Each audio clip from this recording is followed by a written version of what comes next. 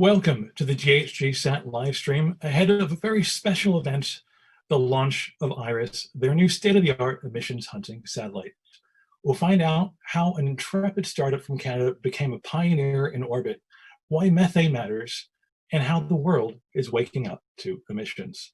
Stefan, how are you doing? And I suppose every rocket launch is exciting, every innovation is thrilling, but for you and the team at GHGSat, this one is especially special. Now tell us why that is. Well, we're launching our second satellite, IRIS, after a long delay caused by a launch failure and then by a pandemic, and now by a little bit of weather. But we're really excited. This is a major milestone for us. Our team's been working towards this moment since we launched our first satellite 4 years ago. And when we showed that we could measure greenhouse gas emissions from space in high resolution. That's never been done before, and nobody's ever done it since. Walk us back to the very first chapter. How did we get here to where we are today? As technology miniaturized through the 2000s in particular, it became possible to bring space and environment together into a single opportunity, which became GHGSat. But the real light bulb came from when there was an announcement by the government of Quebec with the government of California for a cap and trade scheme. It's a way of putting a price on emissions of carbon. And that then led me to realize what thousands of people before me had realized, which is when you put a price on a ton of carbon, that as an emitter, you'll be motivated to better understand, control, and reduce your emissions. And so that business opportunity, combined with the miniaturization of technology and the opportunity to bring the environment and space together, was the genesis of GHGSat. So tell us a little bit about methane. Why does it matter so much? Well, methane matters because it has 86 times the global warming potential of carbon dioxide over 20 years. It accounts for about 25% of all man-made global warming since the Industrial Revolution. But methane is hard to avoid. So first, and it's important to note this, methane is produced naturally. There's lots of natural sources of methane, including peat bogs and wetlands and so on. However, it is also an inevitable byproduct of industrial activity, whether that's landfills, coal mining, agriculture, or oil and gas. So that's the opportunity we saw. Operators in these sectors want to better understand their emissions so that they can control and reduce them. What were the challenges that led GHGSat to space? Well, there's a lot of challenges and a lot of opportunity in space. So first of all, space is a very difficult environment. It's an environment where there's radiation, where there's a vacuum, where there's extremes in temperatures. But space also gives us a unique vantage point from which to offer a service like the one we do. So space allows you to see the whole world, allows you to measure emissions actually with higher accuracy than many existing methods, and allows you to make those measurements at a lower cost. It's a fascinating backstory. So I guess it really begs the question, wasn't this already being done? Sure, national space agencies have been using satellites to measure greenhouse gases in the atmosphere for years, but they're designed to see the whole world every day to inform climate change models. Our measurements are very different. We measure emissions from individual facilities, and we're the only satellite system in the world today that's specifically designed to do this. So tell us about Claire then. What's she like? Well, Claire is amazing. She's helped us prove that we can do what we say we can do. And there was honestly quite a bit of skepticism about that at the beginning. Not everybody really believed that you could measure emissions at a facility level from individual oil wells, for example.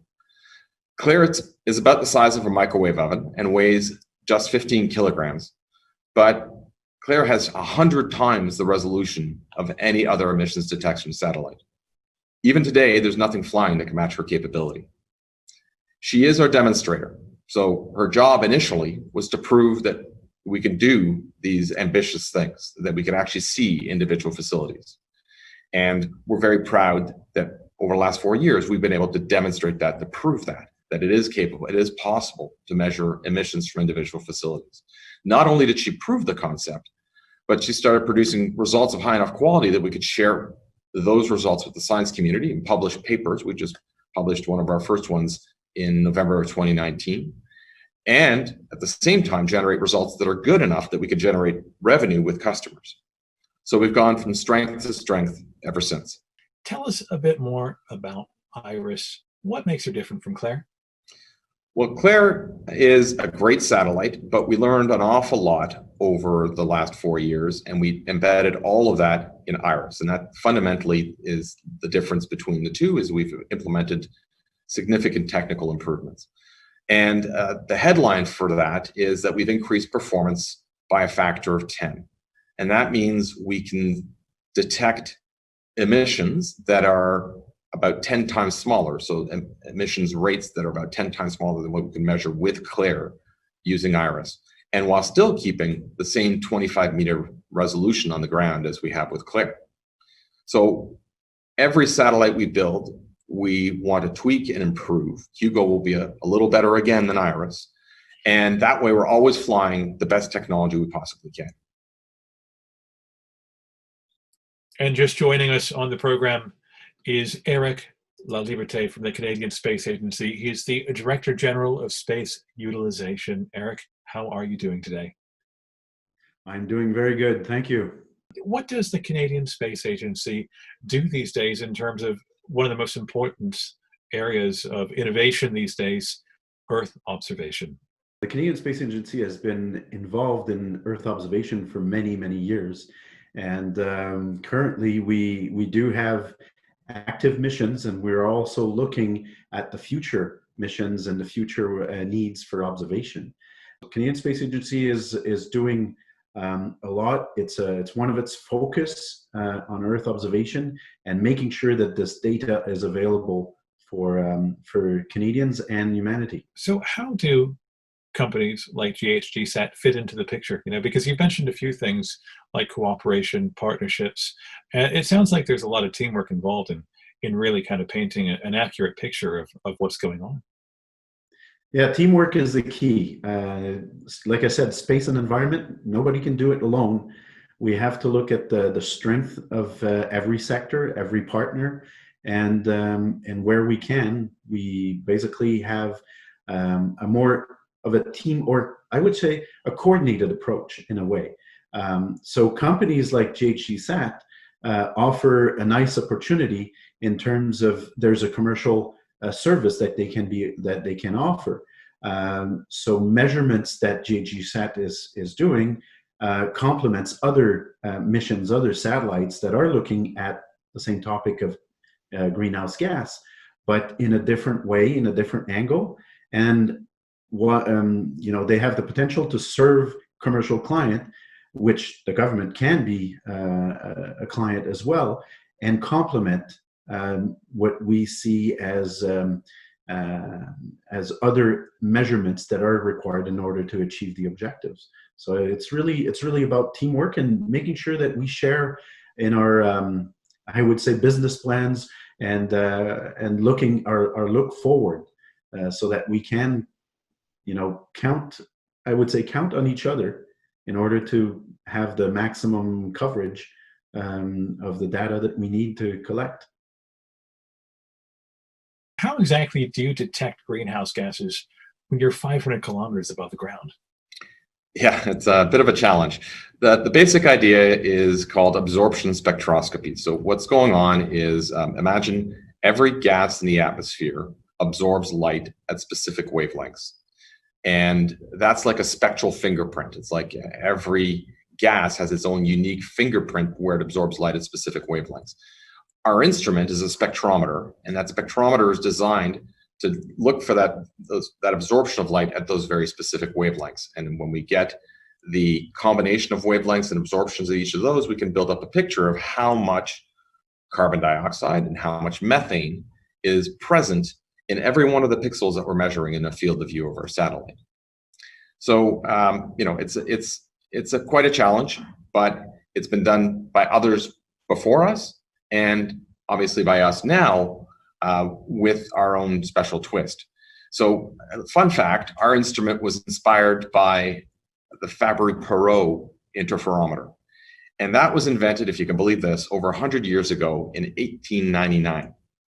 So what we've done is obviously done something new with this, and we've made some important changes. We patented those changes, and that's now at the heart of the system, which allows GHGSat to offer a unique service in the world. Again, later this year, we'll be unveiling a global emissions map for methane, and that's going to use the most up-to-date information to give a near real-time view of emissions anywhere in the world.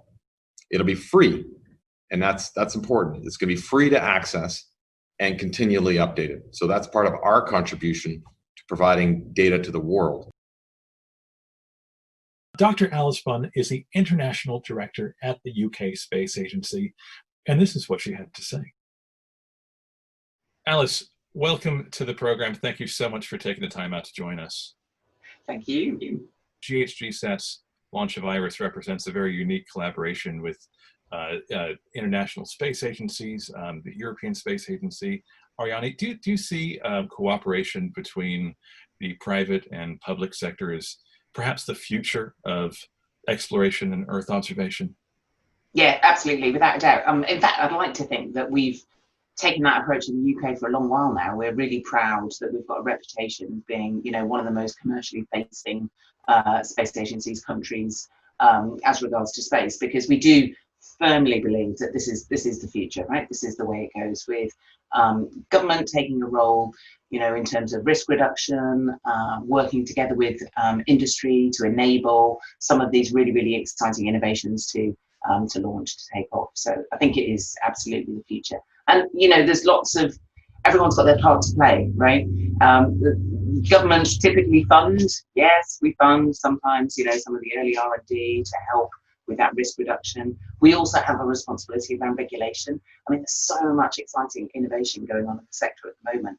It's our job to make sure that we manage that responsibly, but also enabling some of these really, really exciting commercial innovations to really take off. It's not just about these partnerships, but also what the specific technologies, can do, and what IRIS is going to do, and what GHGSat are doing in terms of monitoring emissions, to help with emissions reduction and so on, is really innovative. What role do you think space agencies can play in ensuring that more of this technology can get out there to help companies like GHGSat, deliver on that promise? Yeah, so we have to be the facilitators here, right? We have to be the enabling agencies to make sure that we're not standing in the way of industry, where industry can seize these opportunities. So sometimes that will mean funding in the kind of early R&D stages. Often it will mean making sure that we're leaning forwards in our regulatory approaches, making sure that we're recognizing the innovation coming down the track and not holding back industry, because I think what's really interesting, and what's certainly true of GHGSat, is the speed at which the industry is moving now. And I think, whereas traditionally you had governments either acting individually or often in big multilaterals, there's a strength to that too, but that tends to be a slower project. It's just the nature of that. The decision making is slower. Contrast that with, companies like GHGSat, and they're just really, pulling things out of the bag at a pace that is really, really impressive, and a pace that you can do, I think, when you're, a private sector operator. So I think, governments need to wake up to that, and they need to be ready to that, and we need to make sure that we've got all those kind of frameworks enabling them to flourish and keep that pace.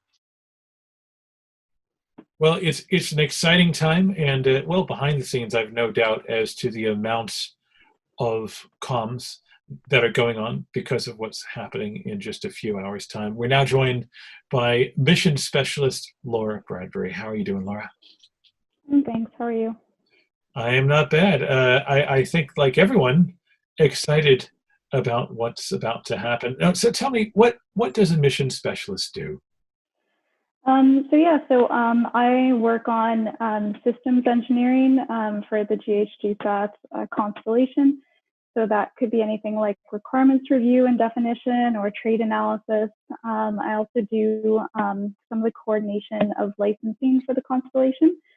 So that includes like our radio frequencies, remote sensing licenses, and then I'm also assisting with the coordination of some of our launch opportunities.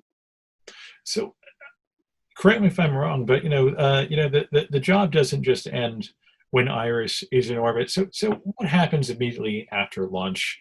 What really begins in terms of IRIS's job out there?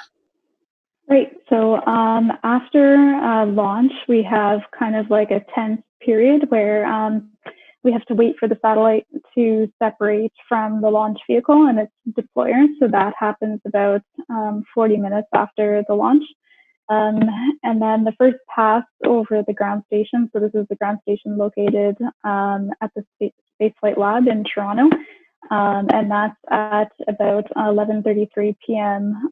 Eastern time. And so we're all going to be tensely awaiting the first contact of the satellite with the ground station. Then to get contact, we start commissioning the satellite. So we'll be checking out all the satellite bus systems on board to make sure that everything is functional and working as expected. And then we'll get into some of the payload operations as well. So checking out that everything is working okay, starting some observations, et cetera. So, I guess it's just not exactly the right moment to kick up your heels. I mean, it's the work continues. So tell us about the technology itself. So what kind of challenges did you have to overcome in order to kind of make what IRIS is doing a reality? Right. So the demonstrator satellite, GHGSat D or Claire, launched in 2016. So we had a lot of on-orbit information that was collected about how the payload was performing on orbit in order to make sure that for C1 and C2 and for the rest of the constellation, we had incorporated improvements both into the payload and into the satellite bus. And so there were effects of stray light that we wanted to mitigate. There was some ghosting in the images that we wanted to mitigate as well. And so improvements were made to the payload during the design cycle of GHGSat D1 in order to improve upon these things and to get better observations on orbit. And likewise, satellite bus, incremental improvements were made to that as well between GHGSat D and C1. So for instance, like the deployer that C1 separates from was lightened, so you have less launch mass, so you can get a reduced cost for your launch. Stuff like the S-band transmitter, the power was increased, allowing more data downlink.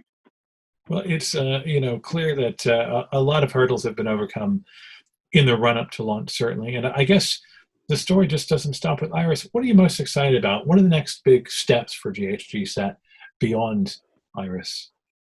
Yeah, so I'm personally really excited about the constellation. So being able to get a lot of satellites up in orbit to increase the frequency of measurements, to observe a lot more sites around the world. I'm also just excited that this is really cool technology that has a good purpose. It's helping the environment. So, yeah. Well, I guess that's the thing. There's always a bigger picture to be thought of in all this, and I suppose IRIS is going to give us a much higher resolution picture, to say things, to put things very mildly, which is something we're all excited about. So, Laura, thank you so much for taking the time out. I know that this is no doubt a very busy time for you, and well, we're all rooting for little IRIS as she heads up into space. Thank you. Thank you for your time. Calling in from London, I am Pratima Rangarajan, Chief Executive Officer of OGCI Climate Investments. Climate Investments is a unique fund set up to reduce carbon emissions. GHGSat provides a unique detection and measurement service that can be for methane emissions that can be implemented across the globe. They have already performed more than 5,000 measurements with their existing satellite. And more importantly, operators have used those results to stop methane emissions. We are very pleased to support them in the launch of their new satellite technology. And this technology will provide a first-of-a-kind resolution from satellite measurements. CI Climate Investments collaborates extensively with innovators, investors, and governments to bring new innovations into the fight against climate change. And today we're pleased to welcome the Government of Quebec as a co-investor in GHGSat. This is an important emissions reduction technology. And congratulations again. You know, methane is a potent greenhouse gas and it causes global warming. Methane is currently not measured across the globe. And as you know, what doesn't get measured doesn't get fixed. Our fund, Climate Investments, has invested in a suite of technologies to detect and measure methane. GHGSat is one of them. And with this suite of technologies, we hope to provide both global and local data to operators, governments, and companies. We need to measure methane so we can fix the emissions, and GHGSat technology is key to this effort. GHGSat has been helped on its journey by some far-sighted partners. They sent in some messages of support ahead of a truly momentous occasion, beginning with Navdeep Singh Bains, Canada's Minister for Innovation, who had this to say. On behalf of the Government of Canada, I would like to congratulate GHGSat on the imminent launch of its second satellite, IRIS. Your innovation promises to not only bolster Canada's economy, but also monitor emissions of greenhouse gas from industrial sources. That's a win-win from an economic and environmental perspective. And it's a win we have supported through your relationship with the Canadian Space Agency, as well as through past investments under Sustainable Development Technology Canada, the Business Development Bank of Canada, and the National Research Council's Industrial Research Assistance Program. So to all of the people who worked tirelessly to make today happen, I want to say thank you. It's days like this that remind the world just what Canada is capable of. All the best in the weeks and months ahead. Powerful and encouraging words, and there are more where that came from. Just joining the program is Susan Rohack. She is the Vice President for Clean Tech Practice at the Business Development Bank of Canada. Susan, how are you doing? Good, how are you? Good. It is an exciting moment for GHGSat, and I think all Earth observation, certainly. Time. And they're not alone. There's many great examples of Canadian companies that are leading on the forefront of technology and clean technologies. Yeah, I mean, and of course, this is all about mitigating climate change. I mean, it seems that from your perspective, you guys seem to agree then with all of your support that monitoring greenhouse gases is a really key factor in mitigating climate change and I guess ultimately making the changes that we need to. I think you can't change what you can't measure. So measuring is the first step into being able to reduce your GHG emissions. And what GHG is able to offer industrial operators is an effective, efficient, safe, and way of measuring GHG emissions. So tell me a little bit about the long-term strategy then, because of course innovation doesn't happen overnight, and I guess a relationship between GHGSat and the Business Development Bank of Canada, it seems like a long-term partnership that you guys have because it takes time to develop these technologies. It does take a long time, not only to develop the technologies, but also to have market adoption for these technologies. So as GHG continues to embark on its growth and its strategy, it's going to take other satellites to build out a constellation and lots more time to gain more market traction. And BDC's there to support the company through all those stages of growth. Well, they're exciting stages indeed, and I think we're about to see one in just a little while. And so, well, we have our fingers crossed on this side. And in the meantime, Susan, thank you so much for joining us on the program. Thank you. And again, congratulations to the team at GHG. Thank you very much. An auspicious day and a fantastic group of guests as well. We are joined by Emissions Reduction Alberta, ERA, and Steve McDonald. Steve, how are you doing? Very well, Alex. Nice to be here. Well, it is such a big day. So tell me, so what are ERA's objectives in working with a company like GHGSat? Yeah, Alex, we at ERA subscribe to the notion of complete solutions. In order to meet long-term methane reduction objectives, we need not only mitigation technologies, but we also need effective monitoring and detection tools as part of that complete solutions puzzle. ERA has contributed over $3.7 million for GHGSat's C1 and for GHGSat's new aircraft sensor to help tackle methane emissions, not only in the energy sector, but also in waste management, agriculture, power generation, and coal mining. The other side is not just those environmental outcomes, but there's a strong economic case for our partnership. And Alberta wants to create jobs and help grow the Alberta's economy. And building on the success of this Montreal-based startup, GHGSat has actually opened an office in Calgary about 2 years ago, and it's growing its team to support both aircraft and satellite operations, as well as analytics tailored to the energy sector. So we feel that's a great start. So what makes Alberta such a great place for a company like GHGSat to grow? Yeah, Alex, Alberta has a incredibly strong commitment to reduce emissions through the identification and acceleration of technology.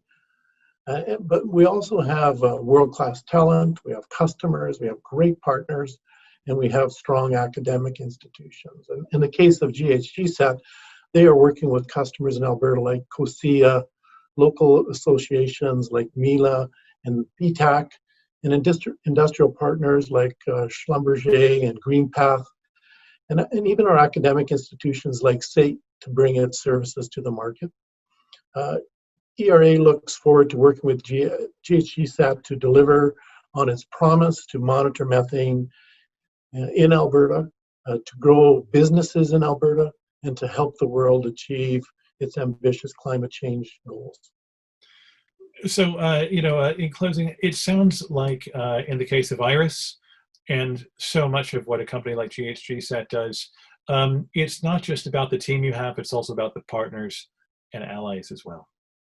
Absolutely right. And that's that strength, that village of solution providers and partners that is actually driving us toward those technologies that will allow us to achieve, like I said, the ambitious objectives for Alberta, Canada, and the world. Indeed. Wonderful goals to have, and a big day for GHGSat. Steve, what an absolute pleasure to have you on the show. Yeah, it's an exciting days, and a huge congratulations to GHGSat for achieving this important milestone. It's a big one. Thank you for your time. Tell us what it's going to mean to have not one, but two satellites in orbit. Well, quite simply, it means that we can do more and better for our clients. We can explore a wider area. We can revisit hotspots more often. And with Iris, we can even just, so there's growing demand for what we're doing, and we can't wait to get Iris up there and show exactly what we can do with this next generation of technology. Well, we're absolutely delighted to welcome Colonel Jeremy Hansen to the show today on an auspicious day, to put things mildly. How are you doing today? I'm doing great, thank you. Well, it's wonderful to have you here. And I suppose what's unique about today is it is a little robot being launched. Iris is going up into orbit. And I suppose it's the tendency of people to humanize these. And so I wondered, from your perspective, what might be going through Iris's robotic mind right now? Well, if I were in Iris's shoes right now, I think I'd be kind of in that game day mode. So all the pre-launch jitters that I had the day before are probably now behind me, and I'm focused on the mission ahead. And I know that I'm ready for this. I know that the vehicle is in good shape. I'm in good shape, and I'm excited, and I'm pumped to fly to space. And it is an extraordinary mission, because so much space exploration is frequently focused on what's out there, but not looking back. What's unique about GHGSat's role in telling us more about our homeworld? Yeah, I think that's really a really important aspect of the whole story of space exploration. You know, you're right. We did kind of start out trying to understand what was out there, even in low Earth orbit, trying to understand, space weather and the ionosphere and things like that. But now we just have a total understanding that the best way to take the heartbeat of the entire planet is from space. You put something in an orbit, the Earth rotates underneath it, and you can see the entire planet. And that is truly what this is all about. I think that's the example that GHGSat is giving us, is that, hey, you know, we can take part of the ownership of the problems that face our planet into our own hands. We can collect real and credible data so that we can make educated decisions. And that's what really comes back to its benefit for humanity on really important subject areas like climate change, something that affects all of us. We're already seeing, rise in global temperatures, and it's real. And we need more data to make educated decisions, because there are huge impacts either way. There are economic impacts, but there are certainly impacts to the basic needs of society, things like water and food. All of this is really, really important, that we're understanding the facts. So much of IRIS's mission represents the apex of technology. I mean, just like true innovation and so on. Describe the effort by the teams behind something of this nature. What caliber are the engineers, the scientists, the thinkers, all the people who have made this possible? And I wondered if you might want to say a note to many of the people at GHGSat who might be watching. Yeah, well, why don't I start out with, I'm immensely proud of GHGSat. I think they're a shining example of a major contribution to the world. The vision to create something sustainable, something, that's not just government-based, but commercial-based, so that, we can have a sustainable program. We can join teams. Obviously, I'm not part of a government program, but the whole idea of government programs is to enable commercial programs to come along and take over niche areas that they're ready to take over. And so GHGSat is leading in this area. I think that's remarkable, and I'm super proud of them. As far as the quality of the people, the way the engineers, the scientists, the whole team, I just think of them as creators. And our world, our society has always faced challenges, and we will always face challenges. But it's the creators, the people that look at a challenge and say, "Hey, I'm gonna take a bite out of this. I'm gonna take one more step up the mountain." These are the creative and innovative individuals that are leading societies. So we start to work towards a global community that's solving problems together. And that's what I love about space is, in our human spaceflight program, for example, we're setting goals so big that we're bringing people not just from across a country, which we are, but we're bringing people from around the world to take on some of the most incredible tasks that humanity has ever undertaken. And I think that's a great example, on par with the kind of example GHGSat is setting with, creating data, figuring out models. I love the fact that, there's a sharing of data at the highest levels, and then a paying model to make this sustainable. I mean, this is genius. It's brilliant. It's really, really important. You've touched on so many important sentiments in what you just said. One of them, really resonates, I think, with the fact that GHGSat, they name their satellites after their employees, children. What do you think about that as perhaps a reminder of what GHGSat does in perhaps being a sentinel to observe our world and ensure that we can do what we can to protect it for future generations? Yeah, I think that is just it. It's just a constant reminder. I mean, we all know these things to be fundamentally true. We know we're custodians of this planet, and that right now humanity is dependent on it. And now today we understand we're impacting it. And there's still a lot to learn. And so this idea of being responsible for future generations is something we all fundamentally know, but sometimes you just got to say the things we already know. You just got to repeat them. And that's how you create a culture of awareness and a culture of action. Colonel Hansen, it's been an absolute pleasure to spend this time with you. Thank you so much. Do you have any final words for the team as they await the launch of IRIS? Just one really important thing, and that is go IRIS.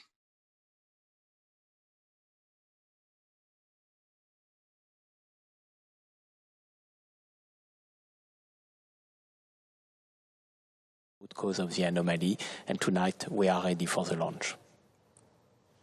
Well, thank you very much, Stéphane, for joining us. I know this is a very busy time for you.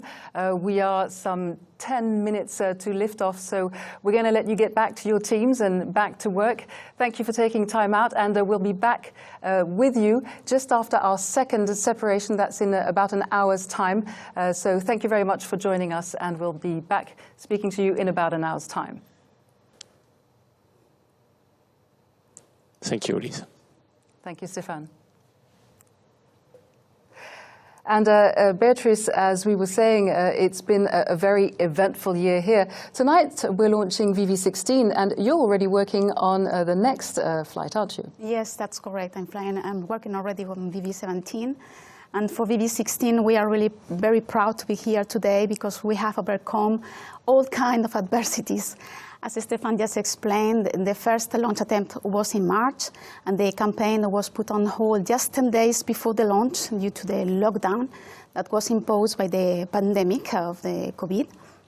And then, despite all these difficulties that we had during the sanitary crisis, we resumed the launch campaign for a new attempt in June. And at that time, the weather was not on our side, definitely. And even yesterday, we have another unexpected weather event. So here we are now for VV16 and also preparing the next Vega launch for hopefully in November. So as always in space, looking to the future and back to tonight's mission here. So as I was saying to you, Alexandre is going to be taking us through all the milestones. Can you please tell us about the key moments to look out for, please? Of course, Liz. So, following the liftoff from GHG, the first solid booster stage, PAT, starts the mission with a flight duration less than 2 minutes. The second and the third stages, Zefiro-23 and Zefiro-9, will increase the launcher velocity with the help of their own propellant consumption and their respective separations. After 6 minutes and 30 seconds, the launcher reaches hypersonic velocity around Mach 11 at 200 km altitude. The Avum upper stage will ignite its engine for the first time, operating for about 8 minutes, targeting orbit conditions. After a first long ballistic phase, a reignition occurs for about 1.5 minutes, prior to releasing the first 7 satellites at 515 km. At this stage, Liz, we will end the webcast, but of course, you can follow on social media the rest of the mission. Customer sequence will end by releasing the 46 CubeSat 15 km higher after 2 short Avum boost durations and a second long ballistic phase.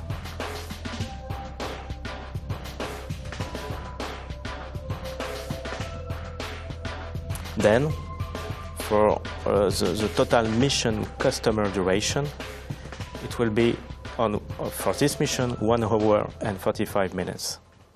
Thank you very much for all these explanations, Alex. So we'll be back speaking to you very soon. Beatrice, you work alongside the customers on a lot of these missions. When it comes, there's a very precise campaign for each mission. And of course, all preparations take place at the Kourou Space Center, the CSG, which is actually a very large area, the size of New York City, more than 700 kilometers square. So can you maybe take us for a bird's eye oversight of the Vega facilities, the facilities that are being used here for this particular mission? Yeah, sure.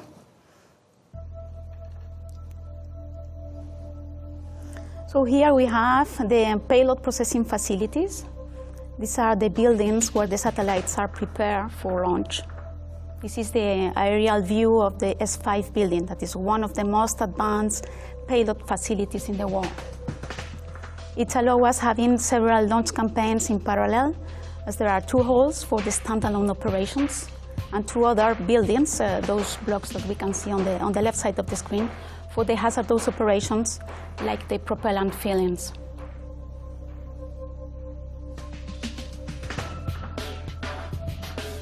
Other facilities for Vega, and now we are going to see as well the Vega Launch Control Center. So this is the place where the launch vehicle operations are managed. And it's a common building for the Ariane and the Vega launches. And very near to the launch pad, isn't it? Yeah, it's very close to the launch pad. And now we are going to have the view of the launch pad, very nice view. And the launch vehicle is directly integrated inside, so in this pad. And the payload composite joins the launcher when it's encapsulated. And all those operations are performed inside the mobile gantry that we can see there. The gantry is not there now because it has been rolled out about 3 hours before liftoff. This is the entrance of the launch base with the Jupiter 2, that is the mission control center. It's situated just on the right side at the entrance. And we will see more images of the inside of this building because all our management is there. And Galileo, which is the tracking station, the first one that will receive the first telemetries, the first part of the telemetry of the launcher, is located in La Montagne de Père, about 20 kilometers from the launch base. Thank you very much, Beatrice. So here we have an oversight of what is going on there in Kourou. I was telling you, Alexandra will be taking us through the key moments of the mission, but you will also be hearing another voice throughout the evening, and that is the voice of the Range Operations Manager in Mission Control. His name is Raymond Boyce. He is called, in French, he's called the DDO, and he is the person whose voice will be calling out all these major milestones. We're actually coming up to one right now, Alexandra, aren't we? At 4 minutes, we should hear the start of what they call the synchronized sequence. Attention pour la séquence finale lanceur. Top à 0-4 minutes. So what does that mean, Alexander? Yes, so it's an important milestone list. All of system representative of the range, the launcher and upper part are green. And we can continue until the start of the automated sequence 30 seconds before liftoff. In other words, it's a medical examination before hiring. And as you can see, we are healthy and ready to carry out the job. So our Vega is ready to go. Yes. Right, okay. So another piece that you can't miss in mission control, if we go back to the pictures of the Jupiter Control Center, is the giant screen that towers over the teams there, the operational teams. And it is called the status panel. We'll be going over to it shortly. And as Alexandra was saying, all the markers are green on that status panel. What does it reflect? So yes, you can see on the screen as a global status panel. We have all the subsystem coming from the launch base, giving their status towards the mission control center. On one hand, you have the range representative, the safety criteria, the logistic and ground mails. On the other hand, the launcher health with electrical and mechanical checks. Finally, the upper part checks, including SSMS dispenser and satellite status. As a traffic light, it is a green. You can go. It is red. You should stop. Absolutely. And so you'll be able, of course, to take us through these moments thanks to your expertise, but also thanks to the information you'll be receiving through your earpiece. Can you tell us more about that? Yes, I'm connected directly to our colleague in Kourou CVI by this earpiece. It's the same information the DDO is receiving, is exactly, that right? Mm-hmm. Exactly. So this team received all Vega flight parameters in Galileo, as mentioned by Beatrice. They have 3 panels focused on propulsion parameters, guidance, navigation, and control activations, and trajectory. Head of CVI will synthesize their respective and numerous feedbacks in real time, transmitting information to DDO. Mm. And so this information, that there are many, many parameters, hundreds of parameters being collected, and of course they can't all be analyzed in real time, so the proper deep analysis will start as of the day after the launch, as far as I understand. Tomorrow. Mm-hmm. Right. Yes. And this information will be used for the next launches. Yes, you will receive all this experience from this flight, and you will apply all positive feedback to improve the next flight. Of course. And so it looks like we're coming up to another milestone. The DDO's voice calling out the 1 minute mark, I believe. Top à 0-1 minute. So there we go. Yes, so the flags are green, weather status is good. We are getting closer to the automated sequence, and I'm keeping my finger crossed. Well, we're all crossing our fingers here in Paris. We're going to wish everyone good luck and sit back and enjoy the launch. We'll be back with you shortly.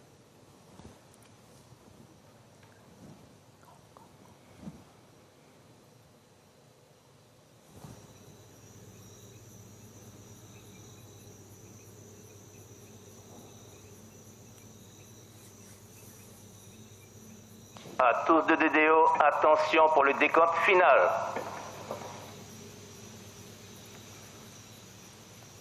10, 9, 8, 7, 6, 5, 4, 3, 2, 1, top. Allumage P80. Allumage P80, décollage. SSMS for flight.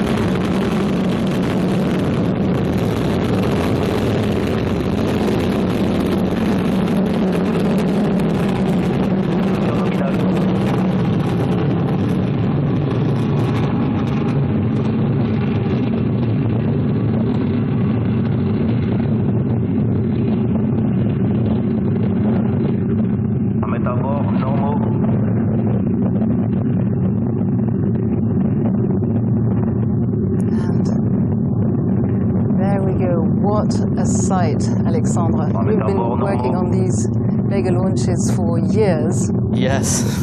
How does it feel? You're 15. Very exciting and moving at the same time. So really, it's a Vega rebirth. Because apart from the first one, you have always been there. Yes, yes, from the second flight. So you can admire the liftoff on the launcher acceleration landing on the first stage burn, PAT, with an average thrust of 230 tons for a launcher total mass roughly twice less. This is what gives Vega this particular feeling of acceleration. Very impressive, Beatrice. I mean, you are used to seeing these takeoffs. It's something else, isn't it? I used to see those takeoffs, but always inside the Jupiter, so never outside. So, but it's really very impressive to see anyway in the screen. So, Alexandre, take us through a lot of. We were just listening to the DDO announcing a lot of milestones taking place in very quick succession. Please take us through it. Yes, now it's the tail off of the first stage. It's confirmed by the DDO. And now the separation of the first stage is confirmed. So approximately the ignition of the second one, named 023, it is confirmed now. And the information from the launcher, we can still see the sky. It's an amazing sky we have tonight. We're very, very lucky. The information from our launch is being picked up by the first ground station along its path, as we were saying earlier, Beatrice, the station of Galileo in Kourou. In mission control, of course, everyone is following what is happening very, very closely. And you can follow on your screen here to the right. You can follow the altitude, distance, and speed of our launcher, its trajectory on that yellow line to the right of your screen there. So everything nominal, as they're telling us in mission control.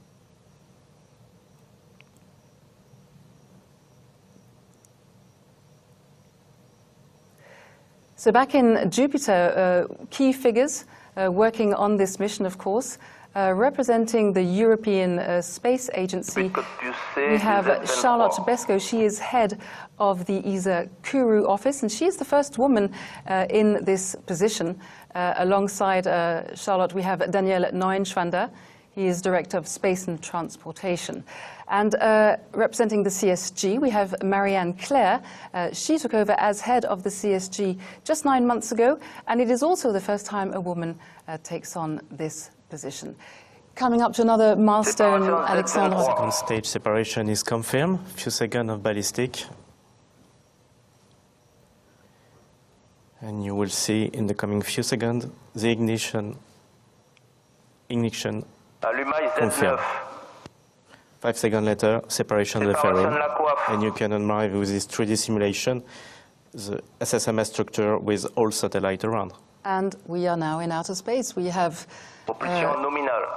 Yes, we have reached the place where our passengers are no longer under any threat, and therefore we can get rid of the fairing. Yeah.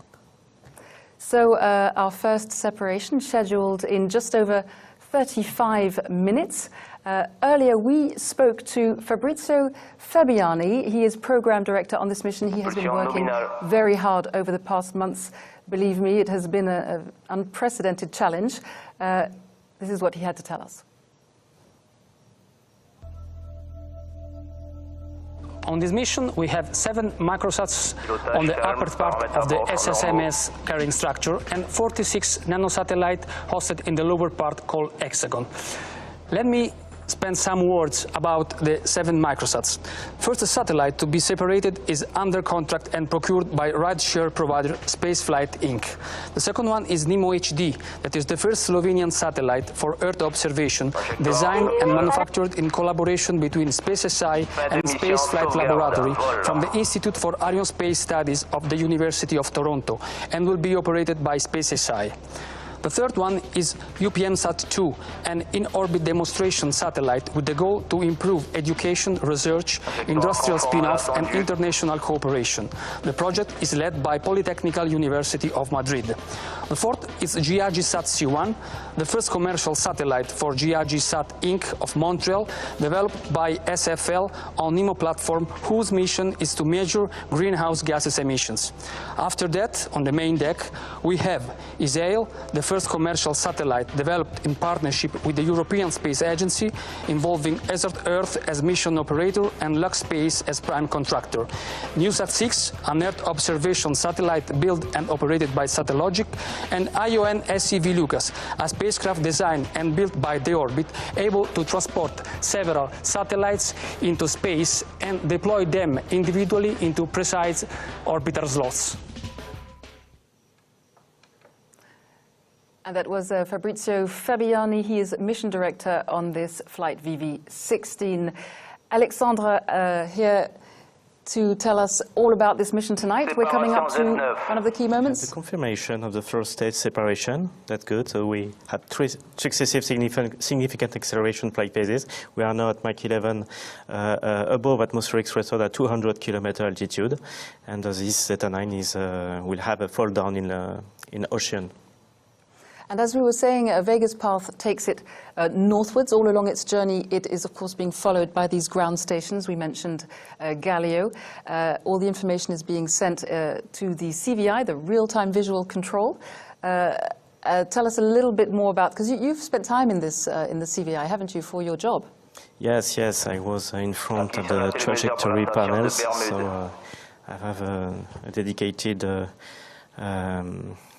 dedicates for them as they are working on this special flight. So CVI received by telemetry or flight parameters from all the ground tracking stations used for this mission. That is mean French Guiana, as you mentioned, Bermuda Island, Canada, South Korea, and Australia.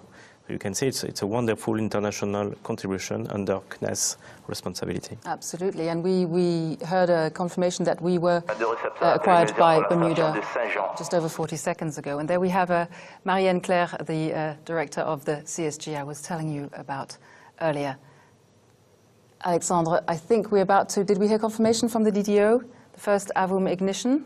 It is confirmed now. There we go. So this boost is mandatory to target orbit conditions defined by a perigee altitude greater than 120 kilometers. And what happens during this AVUM flight phase? So during this flight phase, Canadian Saint-Hubert telemetry ground station is acquiring data. So you have an overlap between Bermuda and Canadian station. And this first boost is targeting intermediate orbit parameters. When achieved, the stage will cut off. Thank you very much, Alexandre. I don't know what we'd do without you. So a reminder, this very first Rideshare mission for Arianespace on board Vega, 53 passengers on board, 3 separations. Let's hear more from our program director, Fabrizio Fabiani in Kourou.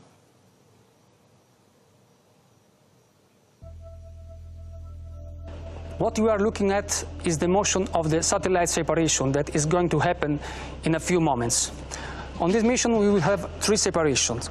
First one involves the 4 microsat which are on the towers. The second batch involves the 3 microsat on the deck. And the last one, delayed by about 10 minutes and on a higher orbit, will involve the separation of all the 46 nanosatellites which are hosted in the canisters integrated onto the Hexa module. The canisters on this mission have several sizes and come from several manufacturers like ISIS, Tyvak and Astrophane. The main feature of the canister is to protect the satellites during the launch and to eject the satellite into space when the separation command from the launcher reaches the opening mechanism that allows the satellite to get out. On this mission, we have satellites from 0.25 unit up to 6 unit. 1 unit is a cube having the dimension of a Rubik cube. In particular, we have 38 CubeSat for commercial customers with different missions, ranging from Earth observation, Internet of Things, and in-orbit demonstration, and 8 for institutional customers with mainly educational and scientific purposes. The separation sequence for such kind of mission is quite complicated because it has to assure no collision between CubeSats. We have globally 21 customers for all over the world, and in particular from US, Canada, Thailand, South America, and many from Europe. I'm very proud to have worked with all of them side by side for about 2 years. It was a great experience to exchange with so many persons from different nationalities, cultures, and backgrounds. I personally learned much from all of them. It was a long and challenging journey, receiving a so huge amount of data from all the customers, putting them together, doing the mission analysis and making available the key data to the right person at the right time. It was a great teamwork. I'm so grateful to everybody for that. Thank you. So 53 passengers on board our launch tonight, and among them a few from North America. We're joined live now by Stella Guillen, live from Washington, D.C. Stella Guillen is Arianespace's VP for Sales and Marketing. Good morning, good evening, Stella. Good morning for us, good evening for you. Thank you for joining us. Hi, Liz. So excited to be here. We were talking about the North American market. What are the prospects for the SSMS on the US market? Yes, so out of the 53 satellites, a lot of them are from the US. This is a market, the small satellite market has been growing tremendously, about 10 times since 2010. We consider small satellites between 1 kilogram to 400 kilogram, which equates about 300 satellites a year. So it's a significant market for us.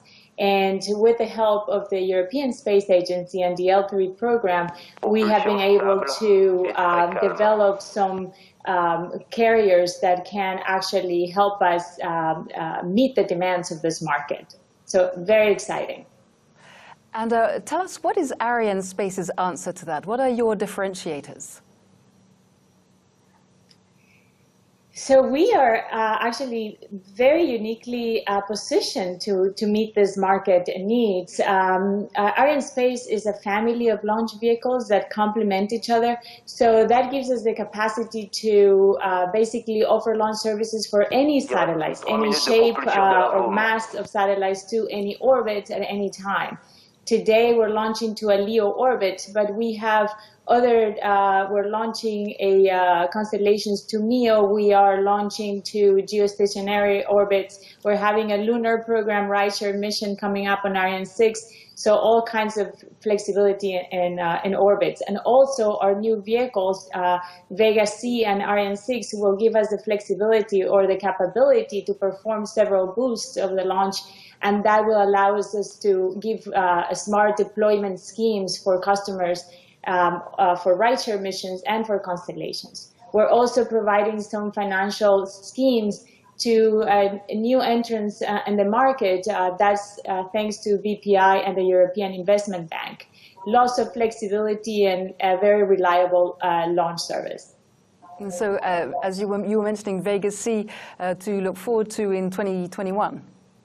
Il reste moins de 2 minutes de propulsion de la Vega. Yes, we're very excited. There's a lot happening on Vega, and for the small satellite market and the rideshare possibilities, we actually have coming up 2 missions on the next 6 months that will allow us to put Rideshare missions for CubeSat. So it's a great opportunity. We have an equatorial launch Rideshare mission coming up as well. Obviously Vega C, and also on Ariane 6 coming up as the new launcher as well. And in a few seconds, exciting. Yeah, you might have a message for your partners tonight in a few seconds, Stella. Absolutely. Thank you so much. We know that every satellite mission has tons of people behind it, and their hearts and hopes and everything goes with a day like today, the launch day. So we want to say thank you so much to our customers for the trust they put in us, and for the Vega team that has worked so hard and has giving us so much passion and drive through the campaign. Thank you so much. Thank you very much for joining us. That was Stella Guillen live from Washington, D.C. Thanks, Stella. Thank you. And back here in the studio in Paris, Beatrice has left us shortly in order to be able to respect social distancing rules. And Luce Fabregat, Arianespace Executive VP, has joined us. Thank you very much for being with us, Luce. Thank you, Elise. Good morning. Good morning, indeed. You have returned from Kourou quite recently. Yes, 2 weeks ago, in fact, after the launch, the successful launch of Ariane 5. Congratulations. Thank you, and I'm very pleased to be, thanks to all the teams, in fact, and I'm very pleased to be here with you, almost at home, to follow this launch, this Vega launch today. Well, thank you very much. And while we were speaking, Alexandre, sorry, but another milestone, the AVUM extinction occurred. You can hear now it's the first AVUM boost cutoff. So we will start a slow maneuver to start a long ballistic phase with a dedicated barbecue mode. Mm-hmm. Well, thank you very much for this information. And we're now going to be going to some replay pictures of tonight's launch. You can never watch it too many times, and this will be an opportunity for me to ask our 2 guests here who've been around for a while and who've seen quite a few launches. Have you actually seen many of them with your very own eyes? Because you're probably most of the time sitting in mission control or somewhere else. Exactly. Unfortunately, I could see only twice launches.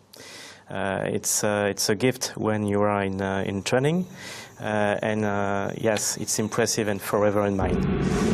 But on the other side, the launch campaign job does not allow to rejoice in such a spectacle as you are dedicated to your work during the flight.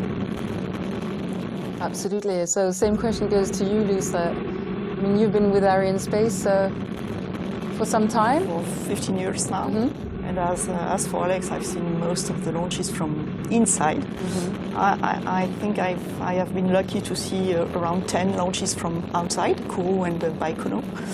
And Baikonur as well. Baikonur as well. And I must say that from outside, it's really even more impressive than from inside. Even though from the mission center, you can hear the sound, the noise of the liftoff, and you can feel the vibrations. But for outside, it's much more magical, and that's. I believe I will never be blasé about this spectacle. Absolutely, it is true. I have experienced it myself, and even within the Jupiter Control Center, it is unbelievable how you sense the vibrations. Absolutely. I'm a little envious about people outside in French Guiana today. Yes, they are lucky to be there. Tonight's mission marks Vega's return to flight after more than a year, doesn't it, Luce? Yes, we were lucky, in fact, with the beginning of Vega. We had 14 successes in a row, which is a record for a new launcher in the world. And then last year, in July, we had this failure of Vega, the first failure of Vega. But since then, we have had to perform huge job, huge work with ESA and Avio, our partners. And now we are ready, and we have seen that the launch is performing perfectly with this Z23 that was the issue that had the anomaly last year. Thank you very much, Luce. And we're going to be going over to this short video of our Chief Technical Officer, Roland Lagier, on Vega's return to flight.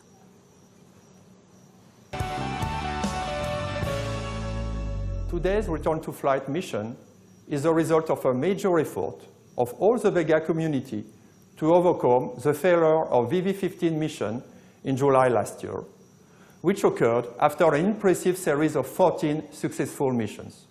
Immediately after the flight, the European Space Agency and Arianespace set up an independent inquiry commission co-chaired by ESA Inspector General Tony Tolker-Nielsen and myself as the Arianespace Chief Technical Officer. This commission was composed of independent experts from Avio, ESA, CNES and ASI space agencies, along with representatives of the Italian and French Ministries of Defense.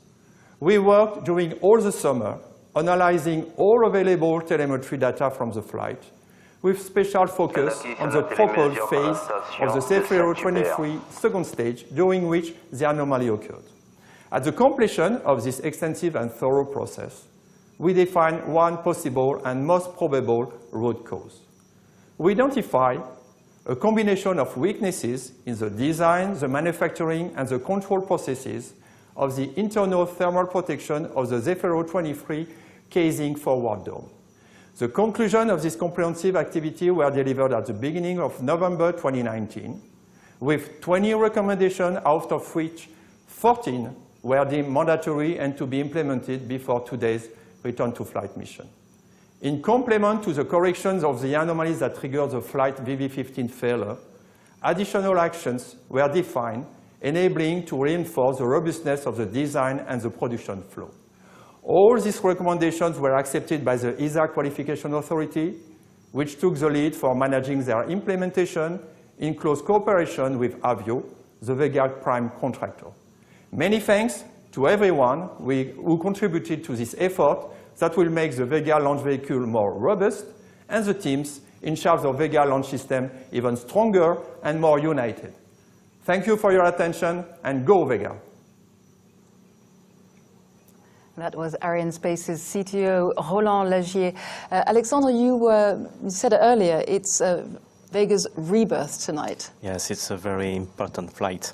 Yes, it's a rebirth after VV15 anomaly and 11 months of intense investigations.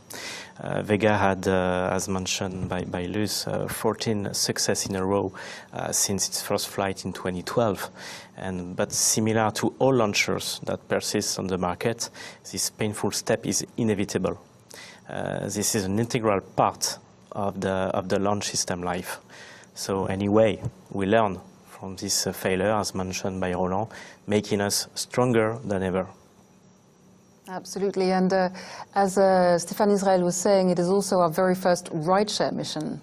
Yes, it's for its rebirth, in fact, as was said by Alex, Vega is blazing the trail with this new rideshare mission, which is very important for providing new services to new customers, institutional customers, answer institutional needs, universities, which is also very important, and it was mentioned by Beatrice also before, and private commercial new entrants to this market that becomes affordable thanks to this solution, SSMS solution.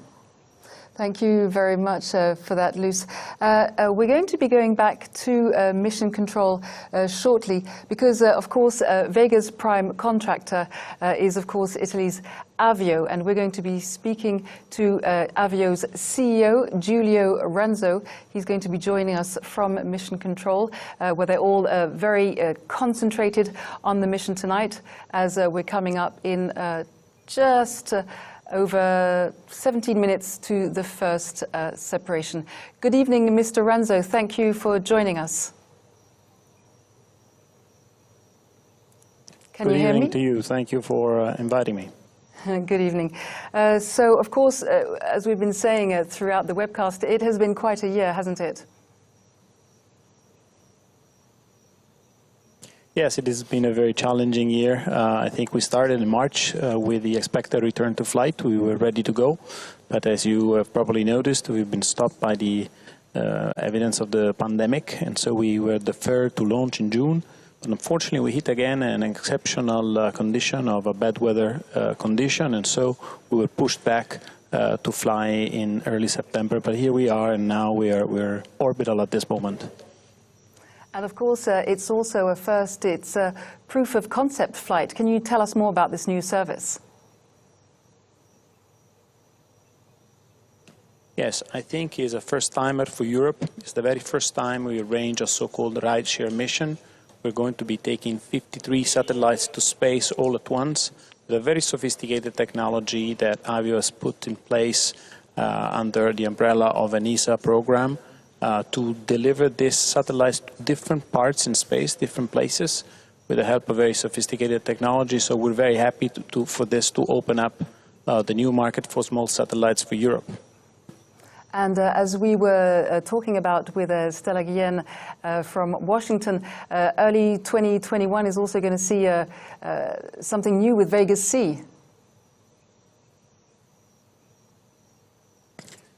Yes, indeed. This is the project we've been working on for the last 4 years. It's a new version of Vega, more powerful, with 2.3 tons capacity in low Earth orbit as compared to 1.5 tons in low Earth orbit, which Vega has at the moment. So this will provide customers with more cost competitiveness, so it'll be increasingly more attractive for customers, and we will perfect certain technologies to the highest end. So it's a very big night tonight for you and for your partners. Yes, of course. I will take this opportunity to thank the whole partnership of the European stakeholders.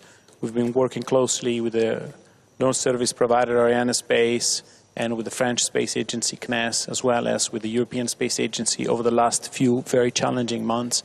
And if it was not for our partnership, we wouldn't be here today. So I think partnership is the name of the game tonight. Well, thank you very much for taking the time to speak with us. Avio CEO, Mr. Giulio Ranzo, thank you very much. And we're actually going to stay in mission control.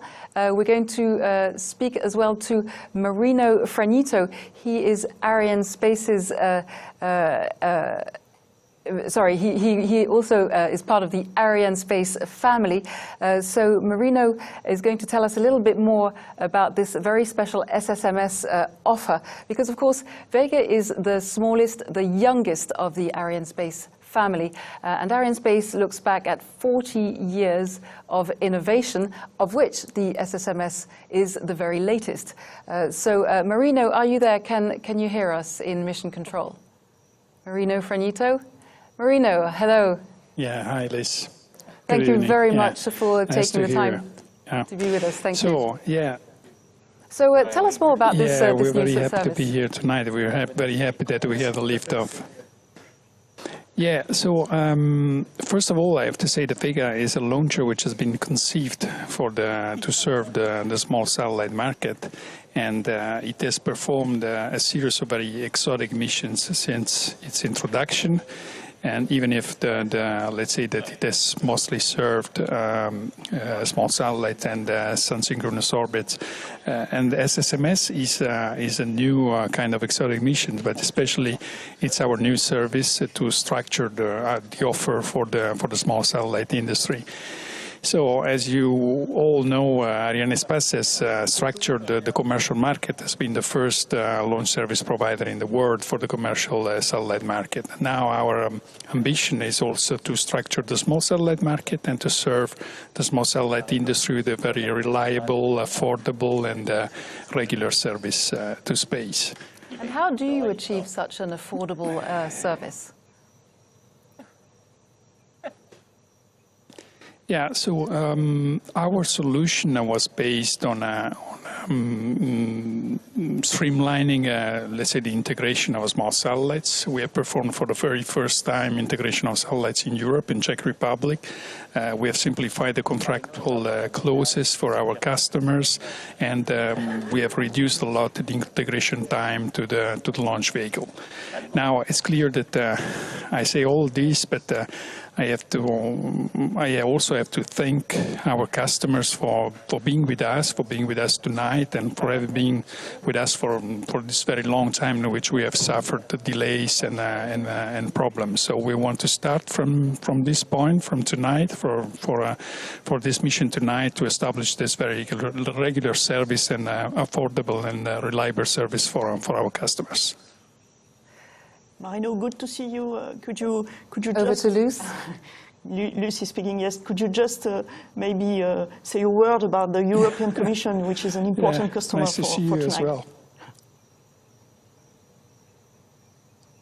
Yeah, it's not only an important customer, I mean, it's also a very important partner, because we have to thank the European Commission, the European Union for being behind us.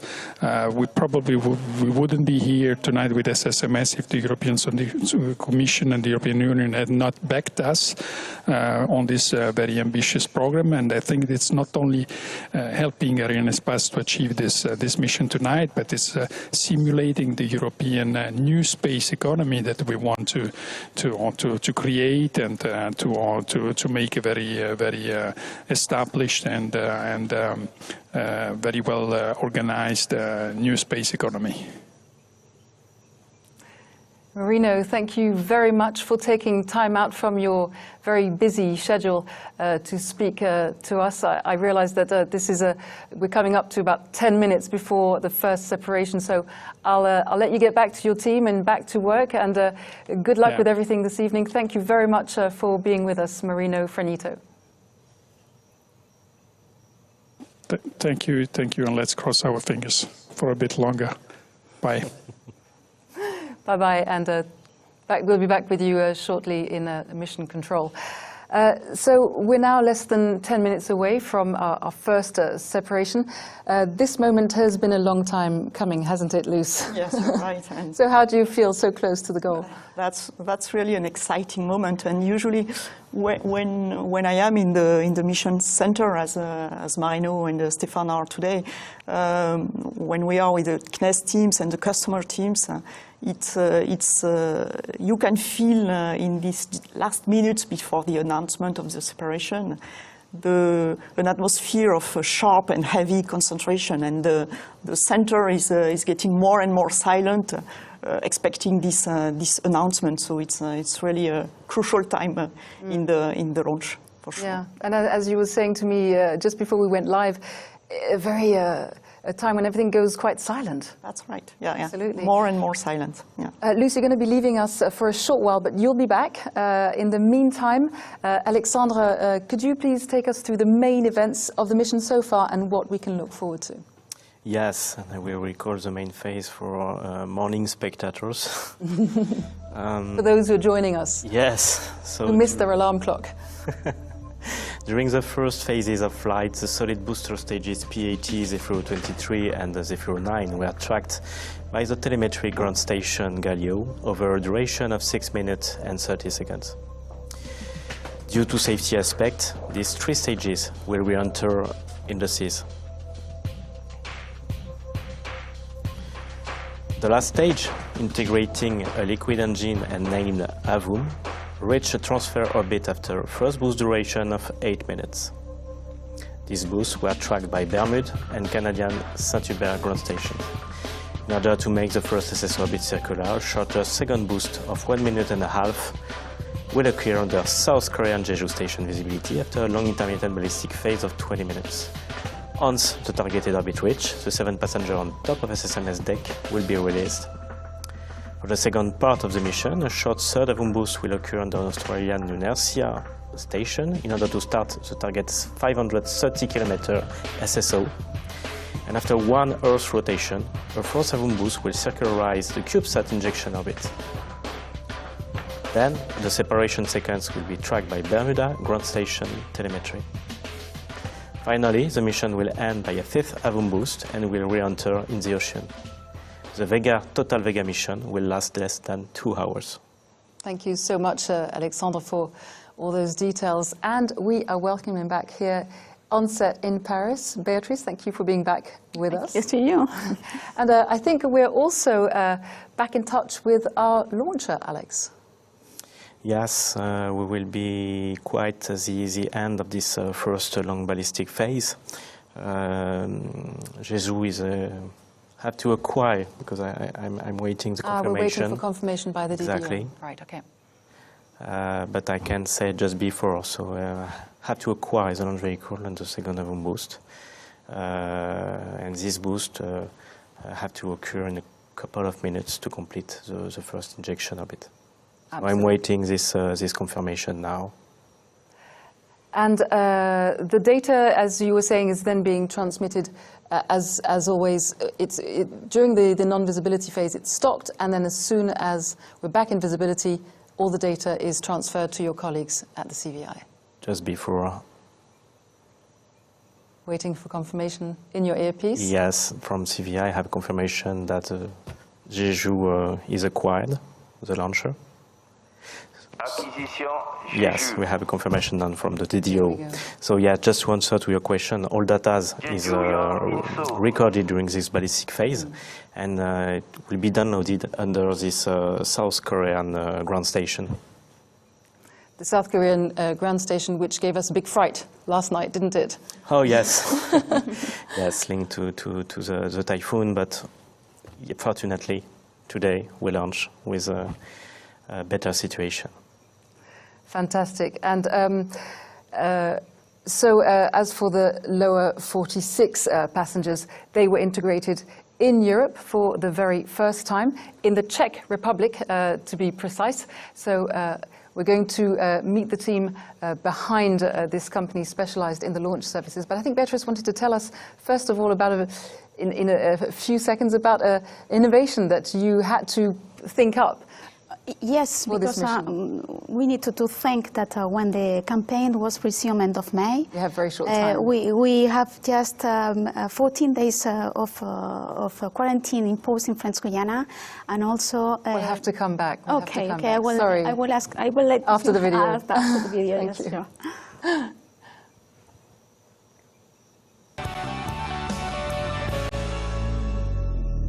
Five years ago, we started with this amazing project called SSMS, Multiple Satellite Launch System for Vega Launch.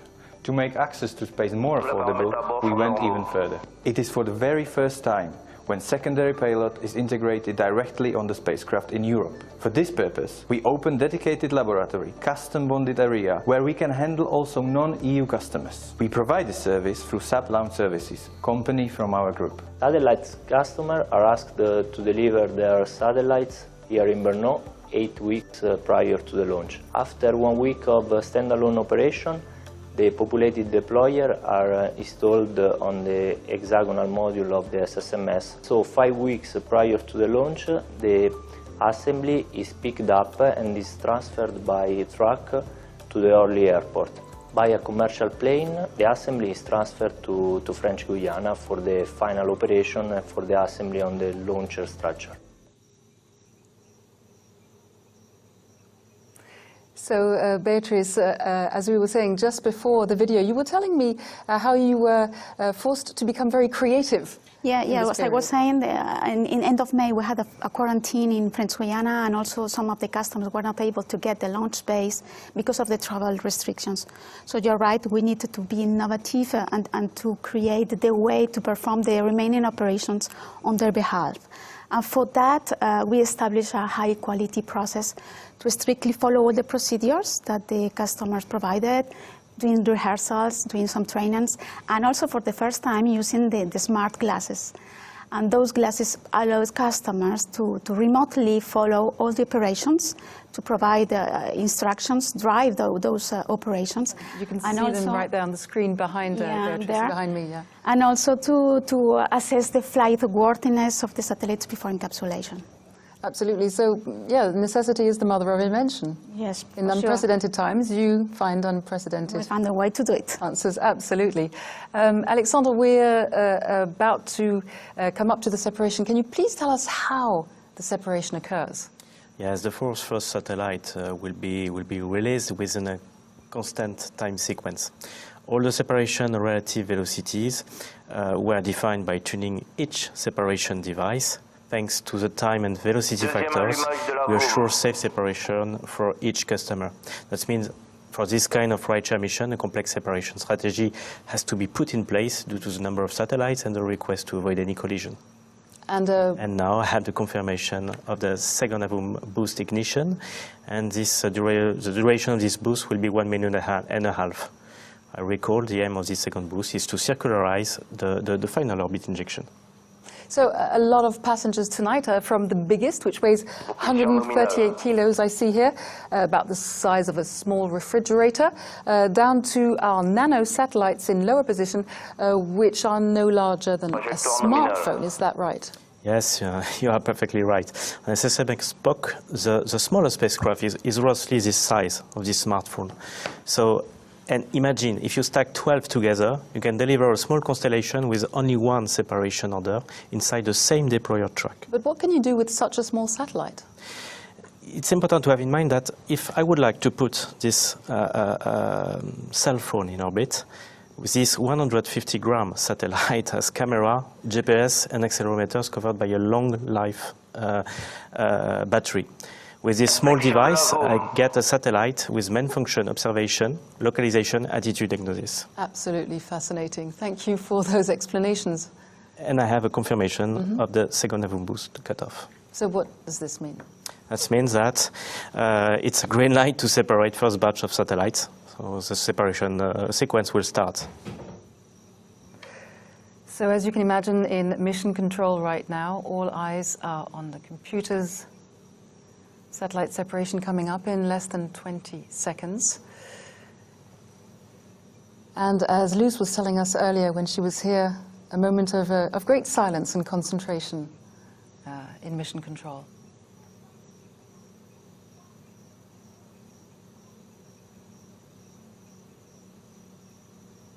Séparation Athéna.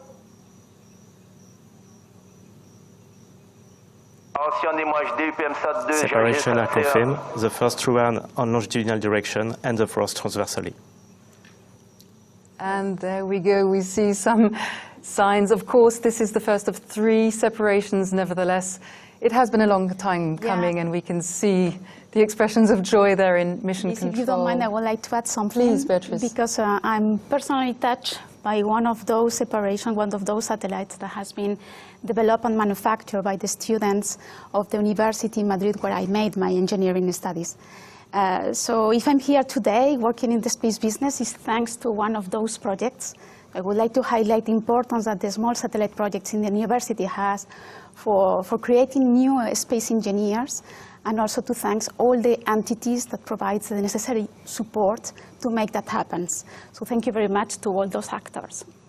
That is a very touching testimony. Thank you very much for being here with us tonight, Beatrice. You're going to be leaving us now, and we're going to be welcoming back Luz Fabregat. But first, over to this film from the European Space Agency.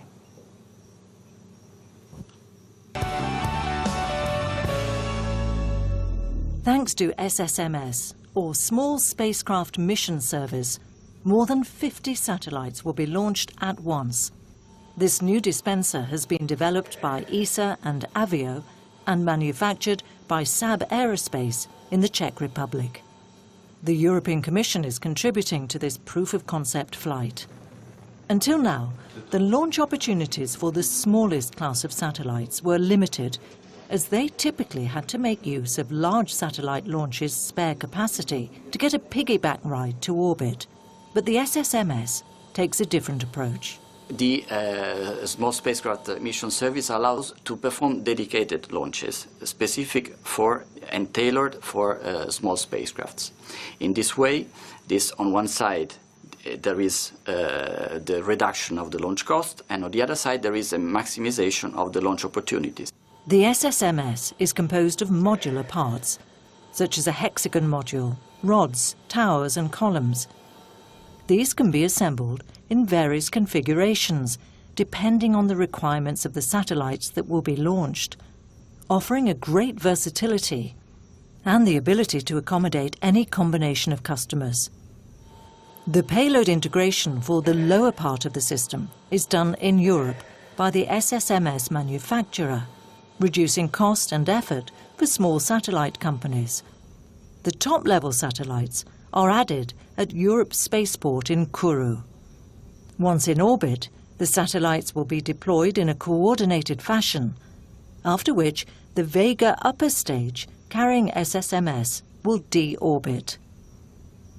Later on, this new dispenser will also be used for Vega C, offering an extra 800 kilograms of capacity and an enlarged volume within a wider launcher fairing, at the same cost as Vega today, flying even more passengers per individual SSMS launch, with a significant cost reduction per kilo.